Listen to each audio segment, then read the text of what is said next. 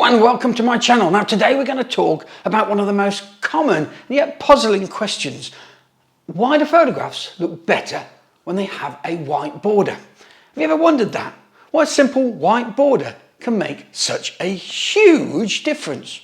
Well, let's dive into the science of it all and have a look. Now firstly, the white border provides a visual boundary for the image which can help direct your viewer onto the subject.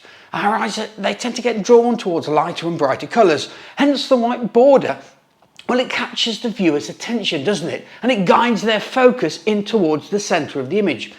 Secondly, the white border creates a separation between the photo and the surrounding environment. It adds an element of contrast and emphasises the photo, making it stand out more from the background. And a white border also adds to the aesthetic value of the photo.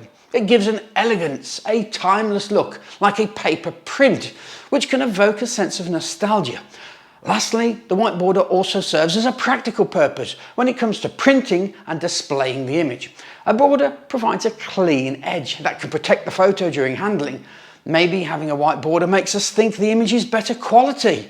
An image deserving a physical white border printed on paper, it's got to be good, right? So, well, in conclusion, the white border may seem like a simple design choice, but there's a lot of psychology behind that.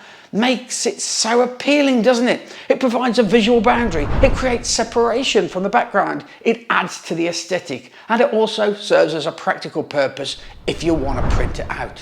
Hey, hope that goes some way to explain why photos look better with a white border. The bottom line is, they just do. Hey, if you enjoyed this video, please give it a thumbs up. Don't forget to subscribe to the channel for more interesting facts and discussions about photography. Thanks for watching.